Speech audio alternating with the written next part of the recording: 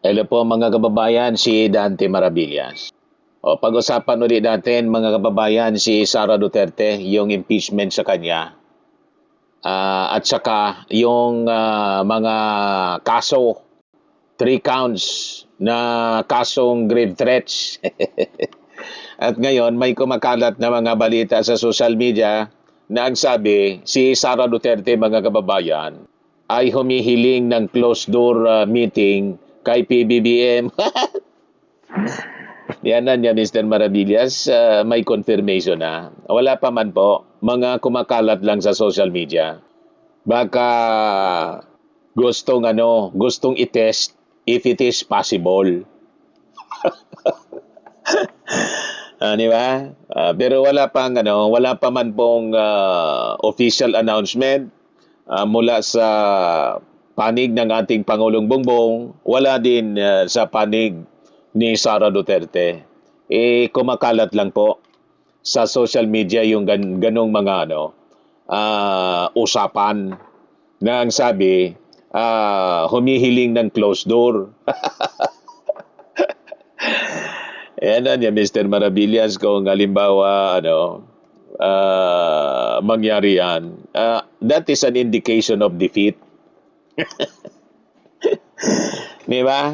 Pag halimbawa totoo, ibig sabihin gusto nang sumurrender ni Sara kasi gipit na po. Patong-patong na problema ang kinakaharap mga kababayan, patong-patong na kaso. Pati yung kanyang kapatid na si Pulong. And in fact, sinamahan mga kababayan ni Sara Duterte si Pulong. Kaya sabi dito, sa balita, sa ABS-CBN, sabi dito, it is interesting na may kinakarap na grave threats issue ang pangalawang Pangulo at may kinakarap na grave threats issue din ang kanyang kapatid. So parang like brother, like sister po ito. And the question of the nation is, does it actually run in the family? Sabi po ni Bicol Saro Representative and Prosecution Member, Representative Terry Ridon. Sabi naman po ni Congressman Sia Adyong, bakit puro na lang violence-related ang issues na kinakaharap nila? Kailangan pa bang itanong yan? Nasa dugo. It runs in the veins, mga kababayan. Di ba? Nasa kultura nila. The culture of violence. Tama po, mga kababayan. Kaya tingnan ninyo, other than yung kasong impeachment, may criminal case na rin po na kinakaharap itong si Sara Duterte. At hindi lang si Sara. Yung grave threat, mga kababayan, si Pulong may kaso din. So hindi lang po impeachment, kundi pati yung criminal case umarangkada na po laban kay Sara Duterte. So, ang akusasyon mga kababayan ng grave threats laban kay Sara Duterte ay tuluyan ng lumampas sa pagiging isang simpleng politikal na interpretasyon o salitang kinuha lang sa maling konteksto para mga kababayan sa impeachment. So dahil po sa opisyal na pagsampa ng Department of Justice matapos makakita ng reasonable certainty of conviction, formal na itong naging isang ganap na kriminal na kaso sa regular na korte.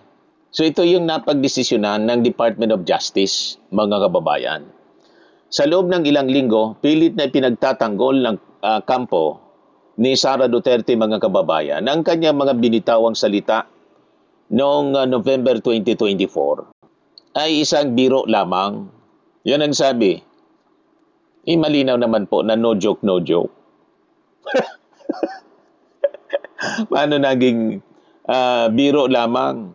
O isang hyperbole, mga kababayan? O isang political speech na sabi, pinalakilangan niya ng mga kalaban sa politika para ma-impeach yung vice presidente. May mga may ganong palusot, mga kababayan. Sabi nila noon, pananakot lang daw ito ng mga impeachment prosecutors. Pero ngayon, gumuho na, mga kababayan, yung argumentong yan. Hindi mga impeachment prosecutors ang nagpasya rito, mga kababayan, kundi ang mga mismong career prosecutors ng Department of Justice. Matapos suriin po ang mga nakalap na ebidensya ng National Bureau of Investigation, formal nang isinampa ng Department of Justice ang kasong grave threats sa Regional Trial Court. Ibig sabihin, hindi na ito usapang kongresista lang. Ito ay usapang kriminal na base ito sa kanyang paglabag sa ilalim ng batas, mga kababayan. Ngayon, ukol sa pamantayan naman, mga kababayan ng Department of Justice, sabi nila, salita lang. Sabi nila, politika lang, mga kababayan. Pero matapos suriin ang ebidensya, yung Department of Justice mismo, mga kababayan, ang nagsabing may reasonable certainty of conviction. Kaya ngayon, nasa regular na korte na po yung kaso. Hindi basta-basta tinanggap ng DOJ ang lahat ng isinomiti ng National Bureau of Investigation. Pinatunayan ng DOJ ang pagiging patas po nito nang ibasura nila ang kasong inciting to sedition dahil kulang daw sa ebidensya. So ngunit sa kasong grave threats, mga kababayan, kabaliktaran ang nakita nila. May sapat na bigat ang ebidensya para dalhin si Sara Duterte sa kriminal na korte. So kung ang layunin lang ng mga kababayan ng gobyerno ay gipitin si Sara Duterte, sana ay itinuloy ng DOJ ang lahat ng kaso. So ang pagpili, mga kababayan, ng DOJ na ituloy lang ang grave threats ay nagpapatunay na hindi ito political na drama, kundi isang seryoso at mapanuring legal na proseso, mga kababayan. Ngayon, ukol sa dalawang korte na haharapin, may dalawang magkaiwalay na proseso sa ngayon laban kay Sara Duterte para sa iisang ugat ng kanyang ginawa. Ang Senado bilang isang impeachment court ang magpapasya kung dapat ba siyang matanggal po sa pwesto. Ang regular naman po na korte ang magpapasya kung siya ba ay nagkasala sa ilalim ng batas kriminal. So, ito na yung impeachment as against yung regular court na kinakaharap na kaso ni Sara Duterte in relation sa kanyang pagbabanta sa ating Pangulong Bongbong Marcos. So kung ang ebidensya ay sadyang imbento lang para, mga kababayan, sa impeachment, bakit nakakita ang mga career prosecutors ng Department of Justice ng sapat na basihan para sa isang hiwalay na kriminal na kaso? So yun po ang tanong. So may dalawang institusyon na ngayon ang kailangang sagutin po ng depensa. Okay po? So, ang pagsasampa ng kaso ng DOJ, hindi nangangulang guilty na agad si Sara Duterte. Alam natin yan. Nananatili pa rin yung presumed innocence. Presumed innocent o walang sala hanggat walang hatol ang Regional Trial Court. So ang punto rito, mga kababayan, ang kasong ito ay wala lang, di ba? Tulad ng gustong palabasin nila. Ito ay may sapat na bigat para litisin. Iyon po ang ibig sabihin nito. So ang layunin ng prosecution ay hindi ang mag-ingay na guilty na si Sara Duterte. Dahil iyon ay mali, legally wrong, mga kababayan. Ang tunay na kontras ay ang paglipat ng pasanin sa Senado. Dahil nakita ng Department of Justice na may reasonable certainty of conviction, obligasyon ng Senado, mga kababayan, na suriin ang ebidensya sa sarili nitong merito. So dito magbabanggaan yung political interpretation versus probable cause, mga kababayan. So kung ang mga binitawang salita ng Vice Presidente ay simpleng biro, hyperbole, o political na pananalita, political statement lamang, na kinuha sa maling konteksto po, ang mga career prosecutors, mga kababayan, ay hindi makakakita ng batayan para sa isang kriminal na sakdal. Yan po ang malinaw.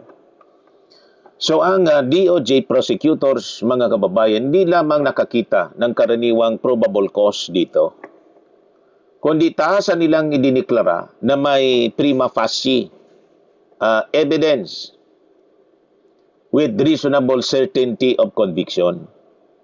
Sa makatuwid, ang depensa na ito ay political na interpretasyon lamang, ay hindi na matatanggap, mga kababayan. So, kasi ang katotohanan, may kriminal na po na kasong isinampa ang DOJ na nagpapatunay ng kanyang mga salita ay may totoong legal na parusa sa ilalim po ng batas. So ayon po, mga kababayan, sa umiiral na regulasyon ng Department of Justice, ang pag-usad mula sa preliminary investigation patungong formal na pag-aain ng kaso sa korte ay nangangailangan po ng mataas na evidentiary threshold. So ang pagbasa po ng Department of Justice na may reasonable certainty of conviction ay nangangahulugang ang hawak nilang ebidensya po ay sapat upang makakuha ng hatol na pagkakasala sa harap ng isang regional trial court judge.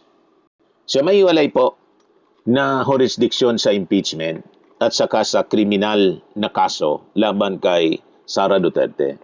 Sa ilalim po ng konstitusyon ng ating bansa, Article 11, ang pagiging isang impeachable officer ay hindi po kalasag laban sa pananagutang kriminal sa ilalim po ng revised penal code.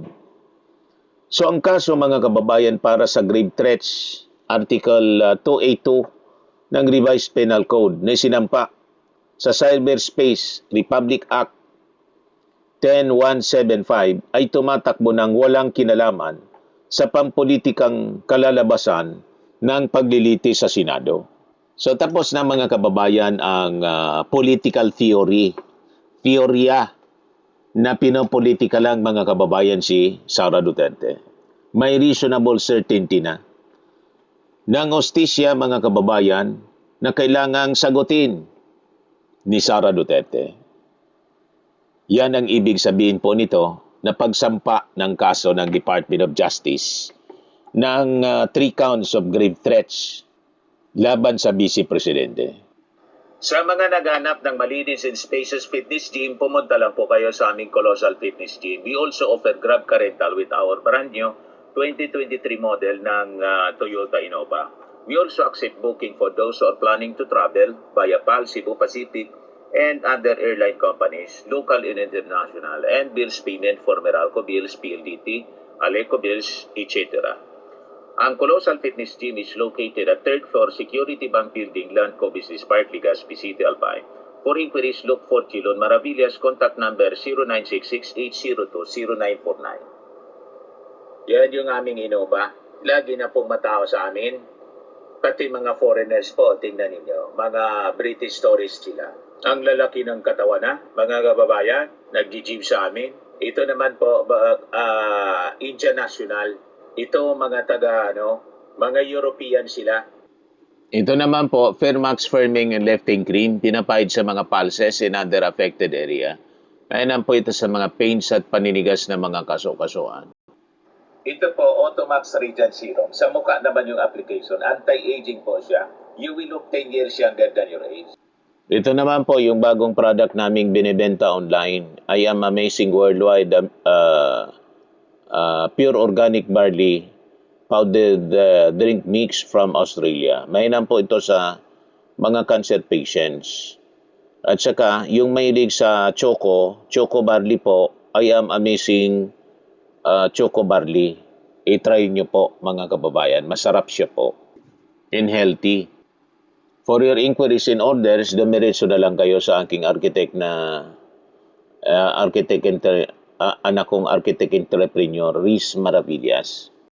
Sa mga mahilig naman po sa mga imported bags and wallets, dumiretso na lang kayo kay Ma'am Eileen Rosales.